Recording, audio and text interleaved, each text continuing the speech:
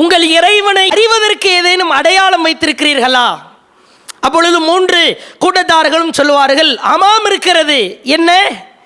எங்கள் இறைவன் கெண்டை காலை எங்களுக்கு திறந்து காட்டினால் நாங்கள் அவன் கெண்டை காலிலே சஜதா செய்வோம், வேறு யாருக்காகவும் எங்கள் முதுகு பணியாது என்று சொல்வார்கள். கெண்டை காலை திறந்து காட்டுகிறான். திருமறை குரானில் சூரா கலமில் இறைவனின் கெண்டை கால்கள் திறக்கப்படுகிற பொழுது சிலர் சஜதா செய்வார்கள், சிலர் சஜதா செய்ய முற்படுவார்கள். ஆனால் அவர்களால் சஜதா செய்ய இயலாது. 3 கூட்டம், நல்லவர்கள், பாவம் செய்த பாவிகள், முனாஃபிக்குகள்.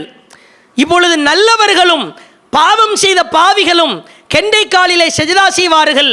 முனாஃபிக்குகள், நயவஞ்சகர்கள், உலகத்திலே நடித்தவன் அவனுடைய முதுகு மாட்டின் கொம்பை போன்று அப்படியே ஆகிவிடுமாம், வளையாது. சஜதா செய்ய முற்படுவான், அவனால் சஜதா செய்ய இயலாது.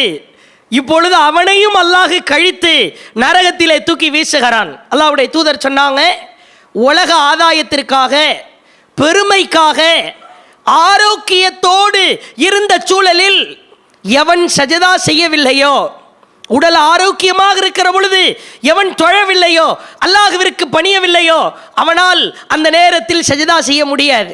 அல்லாஹ்விற்காக யார் சஜதா செய்தார்களோ அவர்களுக்கு மட்டும்தான் சஜதா செய்ய இயலும் என்று அல்லாஹ்வுடைய தூதர் சொன்னார்கள்.